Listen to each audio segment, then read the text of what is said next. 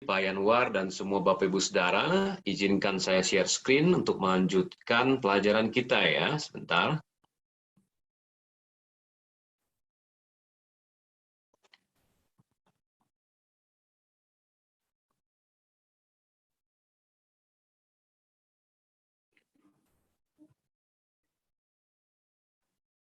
Ya, sudah terlihat semua ya?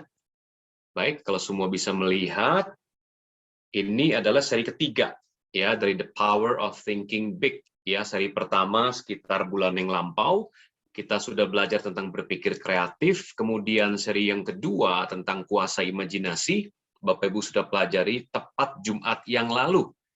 Dan hari ini kita akan melanjutkan seri yang ketiga, atau sub yang ketiga, bagian terakhir dari Power of Thinking Big, yang akan kita selesaikan malam ini. Ya. Nah, ini dimulai dari percakapan Tuhan Yesus, Bapak Ibu Saudara, dalam Yohanes pasal yang ke-8. Nanti Bapak Ibu bisa pelajari di rumah apa yang Yesus percakapkan dengan orang-orang Farisi, orang-orang Israel, orang-orang Yahudi pada masa itu ya. Nah, di ayat 43, Yesus menegur mereka.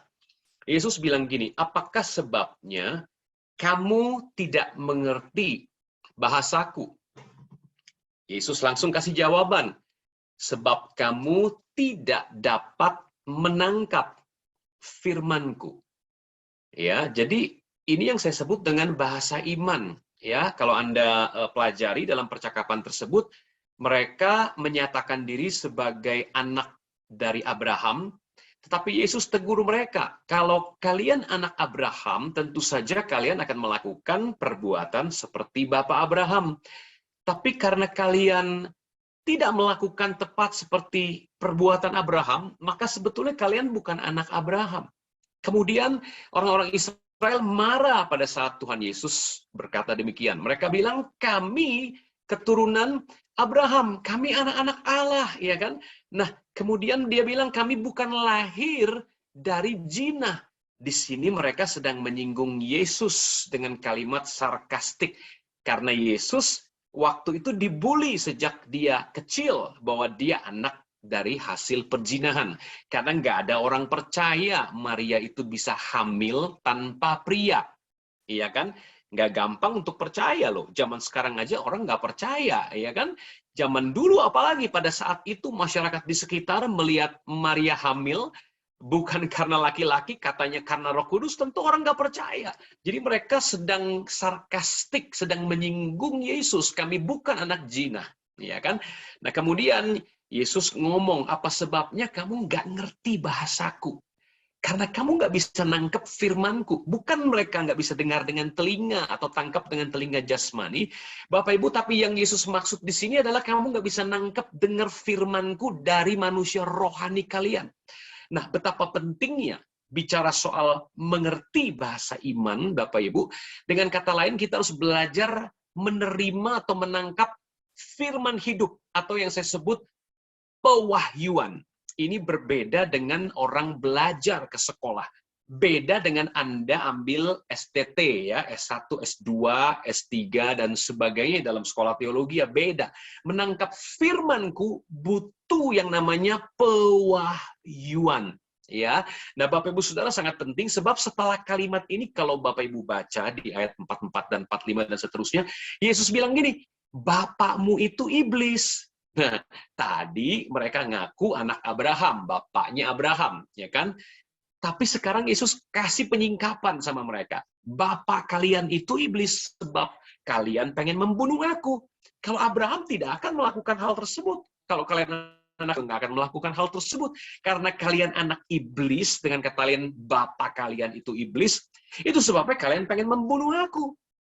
Nah, mereka bilang Yesus gila dan sebagainya ya kan. Yesus kerasukan setan, kita tahu dalam Injil yang lain ya kan disebut penyihir dan sebagainya ya. Nah, sampai di situ kita bisa menangkap bahwa ternyata butuh orang yang lahir dari Allah baru bisa menangkap firman Allah.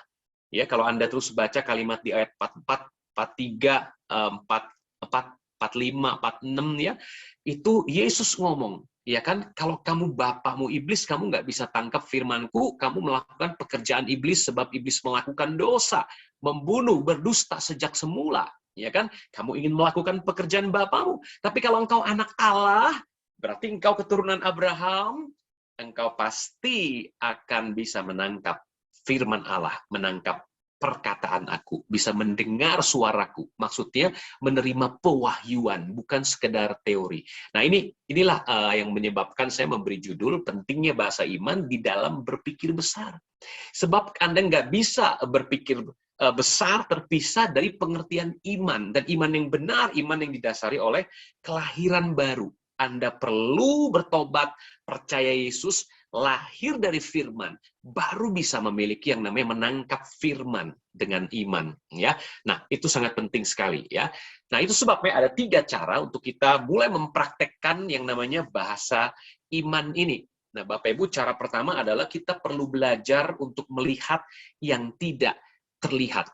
Ya, ini tentu setelah Anda terima Tuhan Yesus, ya, Anda sudah punya yang namanya jadi keturunan Allah, keturunan Abraham, ya kan, oleh karena iman, maka melihat yang tidak terlihat ini penting.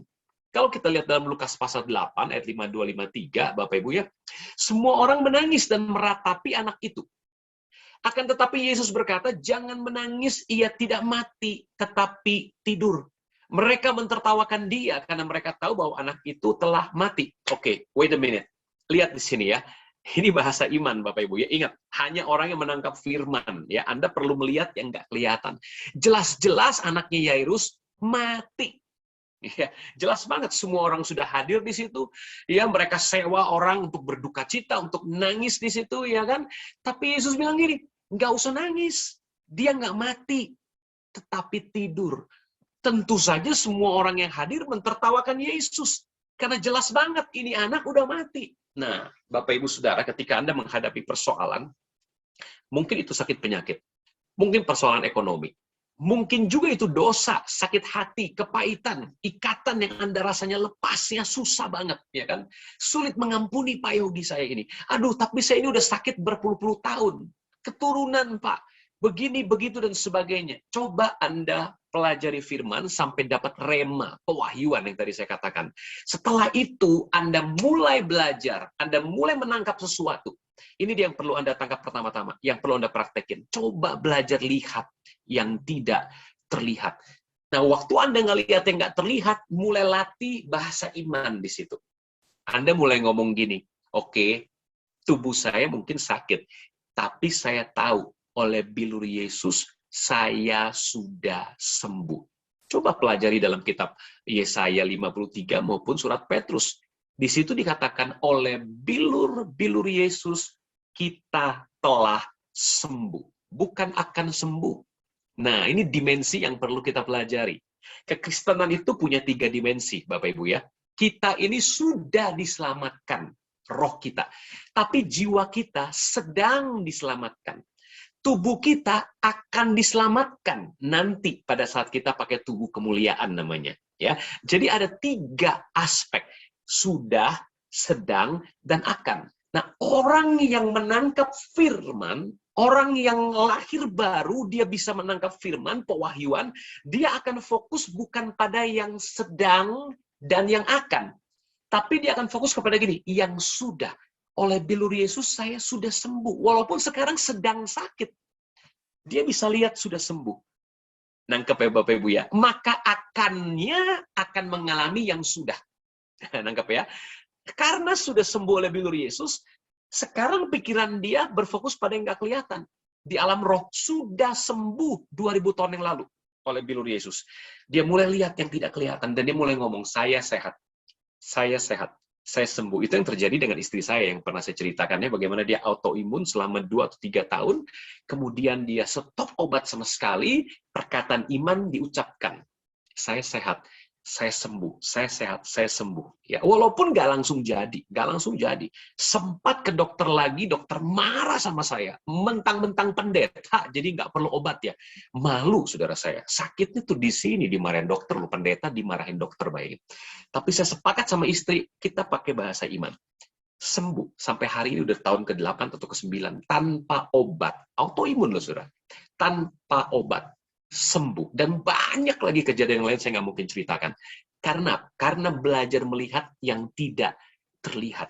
Ya, ketika Anda punya ekonomi yang sedang sulit, Anda mungkin melihat realita nih, sedang ya. Ingat ya, ada 3 aspek ya. Sudah, sedang, dan akan. Ini kekristenan kita gitu. Keselamatan tuh gitu. Sudah, sedang, dan akan. Coba Anda belajar lihat, sudah selesai di kayu salib. It is finished. Oke, sekarang nih yang sedang. Ekonomi kita lagi sulit, Pak Yogi. Saham pada jatuh. Tadi saya dengar nih berita saham. 500 sekian triliun jadi 0,2 rupiah jatuhnya. Saham satu emiten tertentu. Saya lupa namanya. Ya, BCA juga lagi turun 5,4%. BRI lagi turun 0,3 atau berapa tadi saya lihat di berita saham. Itu kondisi sekarang. Anda bisa melihat kepada kayu salib yang sudah selesai. It is finished. Kutuk diganti berkat. Anda bisa perkatakan pada rekening Anda, pada kondisi ekonomi Anda, pada usaha Anda, pada segala pekerjaan Anda. Kamu diberkati. Sudah terima berkat karena Yesus sudah menanggung kutuk. Ekonomi. Persoalan-persoalan yang sedang aku hadapi, pekerjaan, karirku, tokoku, dan sebagainya, diberkati karena Kristus sudah menanggung kutuk 2000 tahun yang lalu. Nangkep ya Bapak Ibu ya, itu namanya belajar melihat yang tidak terlihat. Anda mulai gunakan bahasa iman. Dia nggak mati, dia cuma tidur. Yesus bisa lihat, dia nggak mati, dia cuma tidur. Simple banget ya. Anda mengucapkan sesuai iman, bukan sesuai dengan yang sedang terjadi. Sekali lagi ya, Anda mengucapkan sesuai iman, bukan yang sedang terjadi. Iman Anda bergantung pada apa? Pada karya salib Yesus yang sudah selesai. Ingat, sudah selesai 2000 tahun yang lalu. It is finished, Yesus berteriak. Sudah selesai. Dosa Anda sudah selesai, penyakit Anda sudah selesai, kutuk Anda sudah selesai, kemiskinan Anda sudah selesai. Ya, tidak ada kuasa gelap yang bisa melawan karya salib. Ya, nah kita lihat lebih jauh lagi. Ini yang perlu saya jelaskan kepada Bapak Ibu. Ya, kenapa Anda perlu melihat yang tidak terlihat? Secara roh ketika Anda lahir baru, ya, Anda lahir dari Allah. Ya, lihat ya, saya kasih cahaya putih ini mewakili atau simbol dari Allah kita, Tuhan ya. Lalu Anda lahir dari roh Allah. Firman Tuhan mengatakan dalam Petrus bahwa Anda lahir dari firman Allah yang hidup, benih yang kekal tidak fana. Roh Anda lahir baru, Anda jadi kudus, benar, murni, penuh kuasa, sempurna, serupa dengan Kristus. Anda punya segalanya di dalam Yesus. Ya, ingat pepatah-pepatah tempo dulu, para teolog kuno, ya, mereka berkata punya Yesus, punya segalanya. It's so true. Itu sangat benar, saudara. Karena Efesus 1 ayat 3 bilang, terpujilah Allah dan Bapa Tuhan kita Yesus Kristus yang dalam Kristus. Kalau Anda ada dalam Kristus ya, telah mengaruniakan kepada kita, Anda dan saya. Itu telah, kejadiannya udah terjadi 2000 tahun yang lalu. Ya, segala berkat rohani di dalam sorga. Bayangin, Bapa di surga punya berapa jenis berkat? Segalanya itu telah, bukan akan loh saudara, telah dikaruniakan kepada Anda. Kalau Anda bertobat dan percaya, Anda tinggal terus di dalam Kristus. Perhatikan, telah dikaruniakan kepada Anda dan saya. Berapa banyak? 90%? Bukan. 95%? Bukan. Segala, kata segala artinya 100% berkat rohani di dalam sorga. Sudah pindah ke dalam Anda. Kemana Pak? Buktinya rekening saya masih kosong Pak. Buktinya saya masih sakit nih Pak. Encok pegelinu Pak. Kolesterol, sakit pinggang, lumpuh, stroke dan sebagainya. No. Dia dipindahkan karena dia bentuknya berkat rohani. Tentu saja dia bukan masuk ke rekening Anda. Dia bukan masuk ke tubuh Anda, ke jiwa Anda. Dia masuk ke roh Anda. Makanya roh Anda sudah bersatu dengan Roh Kudus. Bersatu dengan roh Yesus. Anda satu roh dengan Tuhan. Korintus berkata, Paulus menulis pada jemaat Korintus, siapa menyatukan diri dengan perempuan cabul, satu daging dengan perempuan itu. Tapi siapa mengikatkan diri dengan Allah, satu roh dengan Tuhan. Bayangin, kalau Anda mengikatkan diri dengan Tuhan, Anda bertobat, percaya Yesus, Anda lahir baru, Anda punya benih ilahi, roh Allah tinggal di dalam Anda. Ya, Anda bisa baca ayatnya nanti di rumah ya, Yeskiel pasal 36, ayat 26-27. Rohku kutaruh dalam batinmu, aku akan membuat engkau melakukan segala perintahku. Bayangin, roh Tuhan ada di dalam Anda. Kuberikan kepadamu roh yang baru, hati yang baru, hati yang taat. Kujauhkan hati yang keras dari tubuhmu. Bayangin saudara, rohmu itu suci, kudus, taat, sempurna, persis kayak Yesus.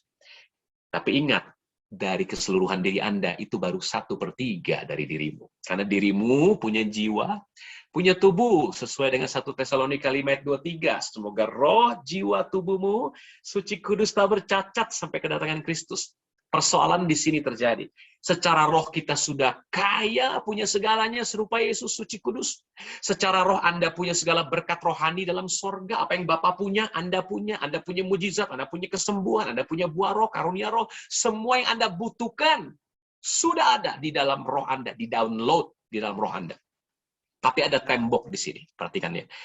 Dia tidak bisa menembus jiwa, apalagi dimanifestasikan ke tubuh. Karena apa? Karena apa nggak bisa tembus? Karena jiwa ini jadi penghalang, tubuh jadi penghalang. Ketika pikiran, kemauan, perasaan, khususnya pikiran kita, tidak dibaharui seturut firman dari sehari ke sehari. Makanya sekalipun rohmu suci, kudus, benar, sehat, sempurna seperti Yesus, tubuh kita, jiwa kita masih bisa terikat dosa. Sakit, kutuk, stres, takut, pahit, depresi, masalah ekonomi, dan sebagainya. Ini di aspek tubuh dan jiwa. Aspek rohmu suci, kudus, sempurna, sehat, kaya, punya segalanya, punya mujizat dan semua yang Yesus punya, Anda punya. Segala berkat rohani, bayangin, di sorga. Di-download di dalam Anda. Tapi ada tembok pemisah. Pola pikir kita. Makanya ingat, tema besar kita berpikir besar. Berpikir besar tuh karena Allah kita maha besar. Dan kalau Anda baca Alkitab, Anda mulai terbuka lihat betapa besarnya Allah Anda itu dahsyat. Maka pola pikirmu mulai berubah. Karena itu Alkitab bilang berubahlah oleh pembaharuan budimu. Roma 12 ayat 2. Berubah hanya bisa terjadi oleh pembaharuan budi. Rohmu udah berubah. Tapi Paulus ngomong sama jemaat Roma, sekalipun rohmu udah lahir baru, kamu kok nggak berubah? Kelakuanmu masih sama, sakit masih sakit, depresi masih depresi, bohong masih bohong, dosa masih terikat. Kenapa? Paulus bilang, oke, rohmu udah selamat. Roma 6 dia bilang udah dikubur bersama Yesus, bangkit bersama Yesus, tapi engkau nggak berubah, engkau sekarang harus berubah. Caranya gimana? Berubahlah oleh pembaharuan budi. Change your mind and you will change your life. Ubah pola pikirmu. Metanoia itu bertobat, berbalik 180 derajat pola pikirnya, Bapak Ibu Saudara. Rohmu selamat, tapi pola pikirmu kalau nggak beres, iblis bisa tipu daya engkau. Ya, bisa terjadi pencemaran rohani dan pencemaran jasmani. Kenapa? Karena pola pikir kita belum selaras dengan firman. Firmanku adalah roh dan hidup. Kalau Anda pengen rohmu kuat, makanmu harus firman. Karena firmanku, perkataan yang kuucapkan, kata Yesus dalam Yohanes 6 ayat 63. Perkataan-perkataan yang kuucapkan kepadamu adalah roh dan hidup. Daging sama sekali tidak berguna. Apapun yang Anda peroleh di tubuhmu, ya Anda mungkin ngaca di sini, ganteng, kaya, rekeningmu banyak, duitmu banyak, hari ini mungkin kau sehat, itu tidak berguna, kata Yesus. Kalau kau tidak beri makan rohmu. Lewat apa? Perkataan yang kuucapkan adalah roh dan hidup. Dan itu bukan cuman teori. Harus tadi.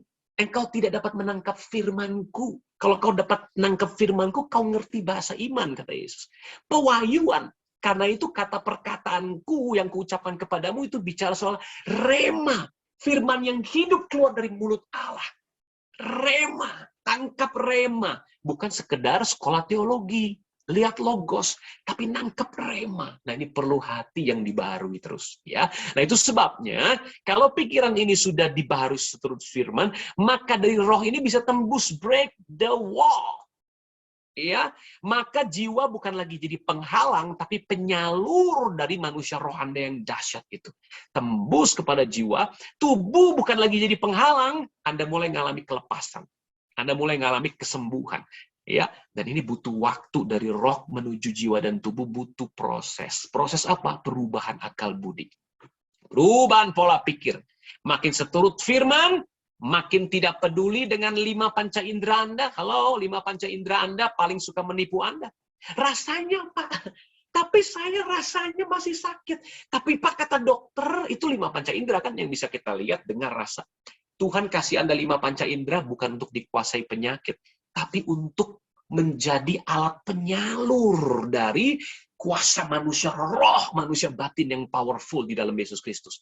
Tapi kita salah. Kita malah jadi penghambat 5 panca indera kita. Tapi Pak, rasanya masih sakit. Tapi faktanya, kita lebih percaya sama cermin jasmani daripada cermin rohani. Cermin rohani itu apa? Firman, kata Yakobus. Betul? Ya, jangan kau hanya dengar firman saja, lalu tidak melakukan. Sama dengan orang yang bercermin, lalu lupa rupanya seperti apa. Nah, ya, gunakan cermin rohani, firman, supaya pikiran kita selaras dengan manusia roh kita. Ya, kemudian maka dia bisa tembus bermanifestasi kepada tubuh Anda dan tentu kepada aspek-aspek jasmani Anda lainnya. Kemudian kita lihat, ya, saya kasih contoh. Nah, Bapak Ibu Saudara, ada sepasang suami istri yang tidak bisa punya anak setelah menikah bertahun-tahun. Kemudian dia mendengar pelajaran tentang bahasa iman. Ya, dia mulai pakai, seperti yang minggu lalu saya katakan juga, pelajaran tentang kuasa imajinasi. Dia mengimajinasikan, setelah dia tangkap firman, ingat ya, dia mesti tangkap rema firman dulu, bukan sekedar ikut-ikutan. Ya. Kalau Anda ikut-ikutan doang bisa sih, tapi prosesmu lebih panjang lagi. Tapi kalau itu rema, Anda tangkap sesuatu, Roh Kudus bicara dong sama aku dong. Ketika pendeta ini ngomong, Roh Kudus bicara. Ketika aku baca Alkitab, aku nonton YouTube, Roh Kudus bicara dong. Dengan cara apapun, rema Tuhan bicara. Boom, dia tangkap. Sama istrinya dia bilang gini, yuk kita sudah lihat, kita lihat dengan imajinasi yang Tuhan ciptain ini, seturut firman, apa yang kita minta dan doakan, kita percaya, kita sudah menerimanya. Kalau sudah menerimanya, berarti kita harus mempersiapkan kamar untuk bayi kita. Siap, suami istri bikin kamar baby, saudara ya. Lihat, bonekanya dia beli, karpetnya, ranjang bayi semua ya kan. Anda lihat ya, banyak mainan bayi di sini, lemari bayi, Anda lihat di sini ya. Bahkan kalau dilihat dari sisi kiri kanan lebih banyak lagi, nggak bisa difoto semua aspek. Lalu tetangga-tetangga yang datang ke rumahnya, dia ajak lihat, ini kamar anak saya, lihat. Orang tadinya seneng ngobrol sama mereka, jadi mulai takut. Orang-orang tetangga bilang, tetangga kita udah mulai gila, mereka bilang. Bayinya ora ono, nggak ada anak, dia bikin kamar, dia siapin ranjang bayi, mainan bayi, semua lengkap. Waduh, tetangga kita udah mulai gila. Habis apa? Habis dia udah bertahun-tahun doa, nggak dapat anak, udah mulai gelo, cek orang Bandung teh. Mereka nggak tahu, mereka sepasang suami istri sedang menggunakan kuasa imajinasi, menggunakan bahasa iman. Waktu ditanya, dia bilang, ini kamar anak kami. Anak kami sangat senang berada di sini, bermain di sini. Kelihatannya kayak orang gila, kayak Yesus. Anak ini tidak mati, cuma tidur. Diketawain Bapak Ibu. Nah, berani nggak Anda? Ketika Anda sakit, saya sembuh, saya sehat. Ada seorang pendeta, kanker melanoma. Kupingnya udah mulai merah, busuk, saudaraku. Dokter bilang, kamu kanker, mati kamu kalau nggak di kemoterapi, nggak minum obat apa-apa sama sekali.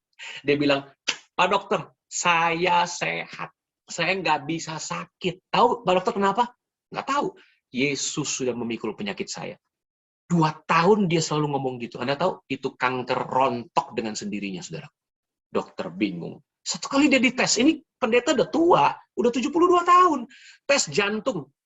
Tes jantung, dokter bilang, waduh, kamu mesti operasi jantung sekarang juga. Kenapa? Ini hasil jantungmu jelek banget. Dia ketawa. Saya nggak bisa sakit. Loh, kenapa?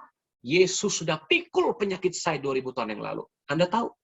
Besok dia cek lagi, itu jantung berubah hasilnya. Kenapa? Karena Yesus sudah menanggung penyakit kita. Kita pakai bahasa iman, imajinasi iman, seturut firman, tangkap rema firman, praktekin. Jadilah seperti yang engkau percayai. Alkitab nggak mungkin bohong. Jadilah seperti yang engkau percayai. Itu bahasa iman, Bapak Ibu Saudara ya. Nah, kita lihat lebih jauh lagi. Hal kedua, bagaimana kita mempraktekkan bahasa iman, Anda mesti terus-menerus belajar percaya. Nah, kelihatannya percaya itu gampang, tapi susah loh, saudara. Kelihatannya gampang ya, sekedar percaya. Makanya saya pakai kata belajar percaya. Yuk kita lihat contohnya ya. Yohanes 8, 11-15. Demikianlah perkataannya, Dan sesudah itu, ia berkata kepada mereka, Lazarus saudara kita telah tertidur. Mati, dia bilang tidur lagi di sini. Tetapi aku pergi ke sana untuk membangunkan dia dari tidurnya. Maka kata murid-murid itu kepadanya, Tuhan, jikalau ia tertidur, ia akan sembuh. Murid-murid belum bisa nangkep bahasa iman. Dikiranya tidur tenanan, ya kan? Tetapi maksud Yesus ialah tertidur dalam arti mati. Sedangkan sangka mereka, kita sering menyangka dan salah sangka, ya. Sangka mereka, Yesus berkata tentang tertidur dalam arti biasa. Karena itu Yesus berkata dengan terus terang, Lazarus sudah mati. Tapi syukurlah, aku tidak hadir pada waktu itu. Sebab demikian lebih baik bagimu, supaya kamu dapat belajar percaya. Yesus sampai harus menurunkan bahasa imannya menjadi bahasa fakta. Karena murid-murid nggak mudeng. Loh, tidur. Oh, kalau tidur mah gampang, dia akan sembuh. Sampai Yesus turunin bahasa imannya. Aduh, kalian nggak ngerti ya. Udah deh, gue ngomong bahasa fakta deh. Udah mati. Kaget mereka. Jangan guru, orang Yahudi pengen bunuh engkau waktu itu, nanti kita semua bisa mati. Yesus bilang, enggak usah takut. Enggak usah takut. Syukur aku tidak hadir supaya kamu belajar percaya. Lupanya percaya perlu belajar. Kenapa? Sederhana. Anda dan saya sejak lahir ke bumi ini nggak pernah belajar percaya dengan iman. Selalu kita belajar percayanya fakta. Jangan asal percaya kalau orang ngomong ya. Bagus nggak? Bagus, itu hikmat melindungi kita. Kalau belum lihat bukti, lu jangan percaya. Bagus, bagus, bagus. Supaya kita nggak gampang ditipu, saudaraku. Ya, apa yang bisa lu lihat, lu rasa, bukti fakta. Ilmiah, kita sekolah, sains mengajarkan semuanya harus ada bukti, data, dan fakta. Baru percaya. Kelihatannya bagus, hikmat, betul. Tapi kita sedang membunuh iman kita untuk percaya yang tidak kelihatan. Oke, sama manusia lu jangan percaya sembarangan. Manusia bisa bohong. Tapi kalau sama Alkitab, sama firman Tuhan, kita jadi sulit percaya. Gara-gara dari lahir sampai sekarang puluhan tahun kita selalu meletakkan percaya kita hanya pada 5 panca indera. Data dan fakta yang bisa dilihat, bisa didengar, dan sebagainya. Makanya orang sering stres, depresi. Kenapa? Lihat apa? Lihat Instagram. Kenapa itu orang kaya diberkati?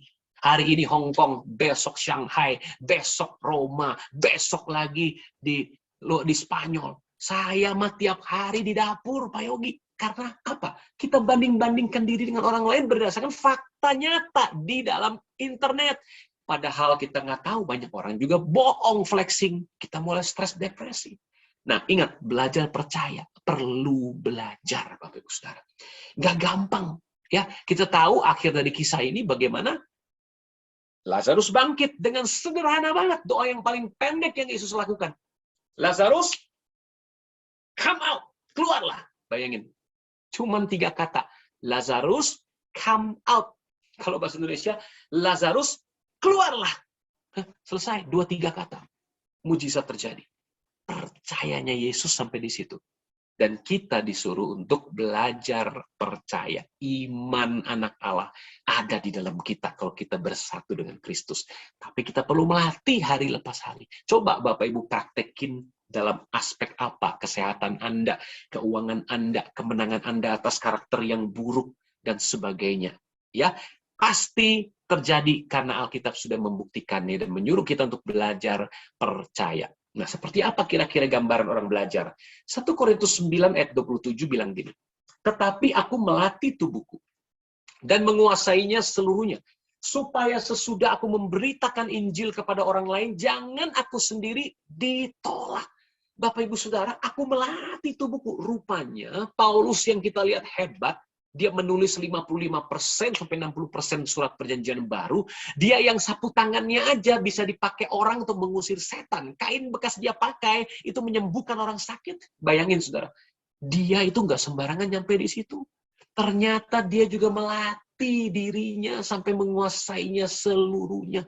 Perlu latihan. Ya, kalau ada teman di kiri kanan Anda bilang gini, latihan iman. Latihan dari perkara-perkara kecil. Kalau mulai sakit pinggang, encok pegelinu, mulai pilek nggak enak badan, jangan langsung obat. Coba latih iman. Penyakit, pilek, keluar dalam nama Yesus. Ngomong sama masalahmu tentang Tuhan yang besar. Jangan ngomong sama Tuhanmu tentang masalahmu yang besar. Banyak orang curhat sama Tuhan pinter. Nggak salah sih. Tapi udah gitu lupa. Kita mesti speak to the mountain, kata Yesus. Kamu ngomong sama gunung. Perintahkan gunung itu untuk pergi. Ngomong sama pohon itu, terbantunlah ke akar-akarmu sampai ke laut. Ya, iya kan? Kering dari ujung sampai ke akarmu. Ngomong sama persoalan Anda. Latih tubuh, latih lidah Anda. Bahasa iman Anda. Latih pikiran Anda seturut dengan firman Tuhan. Ya, nah kita lihat sebetulnya Bapak Ibu Saudara, ini gambaran ya. Gunung es yang Anda lihat, ya ini bagian atas yang putih. Kita lihat gunung es itu besar, ya kan? Tapi kita lupa di bawah gunung es itu ternyata lihat lebih besar lagi yang nggak kelihatan. Nah, inilah gambaran dari yang namanya alam sadar, conscious mind, pikiran, ya, pikiran sadar, dengan alam pikiran bawah sadar, subconscious. Rupanya pikiran sadar kita itu cuma 10% kontribusinya dalam setiap tingkah laku, perilaku kita, karakter kita, dan seterusnya. Keputusan kita. Keputusan kita rupanya 90% ditentukan oleh alam bawah sadar, pikiran bawah sadar kita. Nah, apa sih yang termasuk alam sadar atau pikiran sadar kita? Itu ada willpower, keinginan, ada analisa, Anda belajar matematika, ya, mengambil keputusan dan sebagainya, ya, decision, keputusan-keputusan. Tapi di balik ini rupanya ada yang lebih dahsyat, yaitu belief system, percaya iman Anda, value, nilai-nilai yang Anda tangkap, ya. Nilai-nilai budaya sejak kecil Anda dibesarkan di keluarga macam apa, budaya suku apa, dan sebagainya. Emosi-emosi Anda, habits, kebiasaan-kebiasaan Anda, imagination, imajinasi Anda, intuition Anda, intuisi Anda bisa tahu tiba-tiba, oh rasanya nanti bahaya nih kalau aku ngambil keputusan ini. Anda punya intuisi. Dan itu semua tuh ada di subconscious mind. Dan kehidupan Anda rupanya 90% ditentukan ini, dibanding dengan yang 10%. Nah, itu sebabnya belief, iman tadi ada di termasuk bawah sadar. Tapi gimana cara kita melatihnya? Ya, nah kita lihat. Your subconscious mind, yang menurut Joseph Murphy, seorang ahli ya, ahli psikologi, your subconscious mind does not argue with you. Pikiran bawah sadar Anda itu nggak pernah argumentasi sama Anda. It accepts what your conscious mind decrees. Dia hanya menerima. Dia hanya menampung. Apapun yang pikiran sadar Anda nyatakan. Perhatikan ya. If you say, I can't afford it. Kalau Anda bilang, aduh, saya nggak bisa beli. Misalkan kemahalan dan sebagainya, lagi nggak ada duit ya. Your subconscious mind works to make it true. Maka pikiran bawah sadar Anda mulai bekerja. Ini otomatis nih, Anda nggak kasih dia perintah. Otomatis bekerja untuk membuat itu menjadi kenyataan. Bahwa Anda betul nggak mampu beli karena Anda lagi susah, nggak punya duit, miskin, dan sebagainya. Makanya dia bilang gini caranya. Select a better thought. Pilihlah pikiran yang lebih baik. Ucapkan, decree, I'll buy it. I accept it in my mind. Lebih baik, kalaupun Anda lagi nggak punya uang, Anda mungkin sedang tanda kutip masih miskin, ya kan? Jangan ngomong, aduh, gue nggak bisa beli, saya susah, ekonomi sulit. Jangan. Ngomong gini, saya akan beli itu. Saya bisa beli itu suatu hari nanti. Ya, saya terima itu dalam pikiran saya. Nah, itu si subconscious mind, nangkep itu. Dan dia akan mulai bekerja tanpa sadar untuk membuat itu menjadi realita. Apa yang ada di alam roh mulai menembus jiwa. Karena pola pikirmu kau kontrol di sini dengan bahasa iman. Aku bisa beli itu. Suatu hari nanti. Mungkin sekarang aku belum butuh. Tapi aku pasti bisa beli itu. Sekalipun Anda lagi nggak ada duit. Jangan ngomong gini, aduh susah, gue nggak punya duit. Aduh nggak mungkin sembuh. Aduh tulang patah, udah umur 70 ke atas, nggak mungkin nyambung. Nah begitu Anda ngomong gitu, subconscious mind Anda nerima. Dia mulai bekerja. Ya, menjadikan itu kenyataan. Ngeri ya saudara ya. Itu sebab hati-hati dengan mulut kita. Hidup mati dikuasai lidah, itu benar kata Alkitab. Ya, gunakan bahasa iman. Nah, sekarang bagian terakhir, gimana caranya secara praktis kita mewujudkan iman kita? Ya, di sini ada 12 langkah, tapi saya akan dengan cepat aja, nanti Anda bisa foto, ya, kalau Anda mau foto. Yang pertama, pastikan Anda punya burning desire. You must be in love with your goal. Anda pastiin Anda punya desire yang menyala-nyala untuk mencapai tujuan yang Allah berikan kepada Anda. Ya, tujuan itu tujuan ilahi ya, yang mulia, yang menyenangkan Bapa. Kalau tujuan Anda yang tidak benar, Anda mencapainya, betul sukses, tapi ujungnya menuju maut. Karena kedagingan. Bukan nggak bisa tercapai, bisa. Orang dunia juga bisa mencapai, tapi ujungnya menuju maut. Jadi pastikan ada burning desire, Anda ingin menyenangkan Tuhan. Ya. Yang kedua, absolute faith, no matter what. Iman Anda harus betul-betul absolut. Belief tadi yang saya bilang ya, gunung es bagian bawah itu, absolut, nggak peduli apapun tantangannya, aku percaya. Kenapa? Yesus sudah, ingat ya, ingat sudah, 2000 tahun lalu, sudah ada di dalam rohku. Aku sudah punya dalam manusia rohku. Ingat ya, tinggal aku mengubah pola pikir, benteng ini mesti diruntuhin. Ya, self-talk. Say your goal to yourself twice a day in the present tense. Mulai ngomong self-talk. Orang itu menggunakan self-talk ribuan kali menurut survei per hari. Tapi sayangnya self-talk mereka seringkali isinya apa? Sungut-sungut. Kenapa begini? Kenapa begitu? Aduh, nasibku jelek amat ya. Oh ya, kok situ enak ya? Susah lihat orang seneng lihat orang susah. Itu self-talk kita seringkali yang negatif. Harusnya self-talk kita positif, Bapak Ibu. Ya, bahkan tujuan-tujuan ilahi Anda, pencapaian Anda harapkan bersama dengan Yesus, ucapkan itu setidaknya 2-3 kali sehari. Ya, yang keempat, specialize, become the expert in one narrow focus. Anda pengen berhasil dalam aspek apapun, Anda mulai latih diri Anda, ya kan, dan mulai jadi spesialis di satu bidang tersebut, expert, menjadi ahli di bidang itu. Yang kelima, gunakan kuasa imagination. What the mind can conceive and believe it can achieve. Remember apa yang saya ucapkan kemarin ya, kata-kata dari seorang motivator yang terkenal, ya kan. Dia katakan, Napoleon Hill, what the mind can achieve, apa yang pikiran Anda bisa capai, apa yang pikiran Anda bisa hamil, tangkap, maka Anda akan bisa mencapainya. Kalau pikiran Anda bisa menangkapnya, hamil akan hal itu, percaya akan hal tersebut akan jadi kenyataan. Plan, make a plan, work the plan, buat perencanaan. Ingat, banyak penasehat, rencanamu akan berhasil. Ya, kata kitab Amsal, kerjakanlah rencana-rencana tersebut. Ya, minta nasihat orang-orang yang lebih berpengalaman, yang bijak, yang rohani. Ya, take massive action yang ketujuh. Decide now, decide promptly. Remember the book of Acts. Ambil keputusan. Ya, ambil dengan cepat kalau memang Anda sudah berdoa, sudah yakin, sudah banyak pengusaha, suara damai sejahtera dari Roh Kudus mulai berbicara, jangan tunda lagi, kecuali Tuhan yang suruh tunda. Ingat, Book of Acts, ada tindakan. Kisah Rasul itu kisah tindakan. Book of Acts itu kisah Rasul, Bapak Ibu. Kisah tindakan para Rasul, the Book of Acts dalam Inggrisnya. Rasul itu dibuat kisahnya begitu dahsyat, kenapa? Karena itu tindakan, bertindak. Kalau Rasulnya cuma diam-diam aja di gereja, diam doang di rumah, nggak ngapa-ngapain, nggak akan dibuat kitab kisah Rasul. Yang kedelapan, be persistent, never give up. Ever. Jangan pernah menyerah. Ya, waktu Inggris diserang sama Jerman Perang Dunia Kedua, Winston Churchill pidato di seluruh Inggris, terdengar lewat radio, dikatakan never, ever, ever give up. Jangan pernah menyerah, dan akhirnya Jerman yang menyerah, kalah. Ya. 9, rebound from failure. Bangkit kembali dari kegagalan. Karena mungkin ketika Anda praktekin doa, iman, ya kan, Anda mulai melatih diri, mungkin kuliah Anda, sekolah Anda, bisnis Anda, mungkin saja ada kegagalan. Itu hal yang wajar. Jangan pernah menyerah. Nobody is successful all the time with everything they try to do. Gak ada seorang pun yang langsung berhasil ketika pertama kali mereka mencoba. Yesus aja pernah doain orang buta 2 kali. Kenapa? Karena mata yang waktu didoain, dia lihat seperti pohon. Didoain lagi baru, wah sekarang aku lihat dengan jelas. Artinya, bagus saudara, jangan pernah menyerah, rebound from failure. Sekalipun Anda gagal, 7 kali orang benar jatuh, dia akan terus bangkit. Number 10, yang ke-10, collaborate, kerjasama. Working with others can make you more effective. Adakan persekutuan dengan orang-orang seiman, sehati, sepikir untuk bangkitkan iman sama-sama.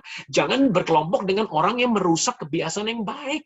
Karena pergaulan buruk merusak kebiasaan baik. Orang-orang nggak bisa seiman dengan Anda. Mereka bilang, iya sih Tuhan jawab doa, tapi Tuhan berdaulat. Mungkin Tuhan kasih kamu penyakit ini supaya kamu makin rohani. Nggak usah ke dokter kalau begitu.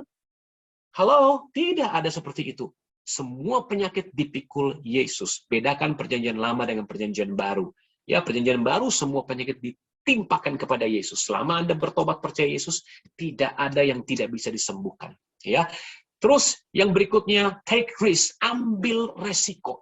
With risk comes a fire, a burning push to keep you going. Dengan resiko yang besar, tentu saja kemungkinan berhasil juga menjadi lebih besar. Tapi be wise ya, tuntunan Tuhan. Terakhir, yang ke-12, self-improvement. Growth in yourself eventually leads you to the new opportunities. Ketika Anda tumbuhkan dirimu, self-improvement, imanmu makin tumbuh, pengenalanmu akan Alkitab, akan firman makin tumbuh. Segala skill yang kau butuhkan untuk mencapai panggilan ilahi juga makin tumbuh. Mungkin kau ambil sekolah lagi, ambil kuliah lagi, dan sebagainya. Pastikan dituntun Tuhan. Maka seiring dengan hal tersebut, itu akan menuntun Anda pada opportunity yang lebih lagi. Kepercayaan lebih besar lagi, kesempatan yang lebih terbuka lagi. Tuhan Yesus memberkati. Mari kita berdoa. Bapa di sorga, terima kasih kami sudah belajar langkah-langkah mempelajari bahasa iman, mulai dari menangkap firman dan rema, mulai dengan percaya yang tidak kelihatan, mengucapkan sesuai dengan yang tidak terlihat, terus kami berani melatih diri kami, dan akhirnya mempraktekkan, mewujudkan menjadi realita yang nyata. Kami berdoa saat ini kami semua akan terus bertekun di dalam iman sampai Kristus berjumpa dengan kami muka dengan muka. Dan apapun yang terjadi di sini tidak ada satupun yang bisa menghalangi. Karena firman-Mu adalah roh dan hidup. Siapapun saat ini yang sedang membutuhkan, asalkan mereka menangkap dengan iman, yang sakit Tuhan sembuhkan, yang lemah Tuhan kuatkan, yang terikat Tuhan lepaskan. Karena firman-Mu berkuasa menciptakan dari tidak ada menjadi ada. Terima dengan iman Bapak Ibu Saudara, dalam nama Yesus kita berdoa dan bersyukur. Amin. Ya, saya kembalikan kepada host. Silakan apabila ada yang ingin bertanya.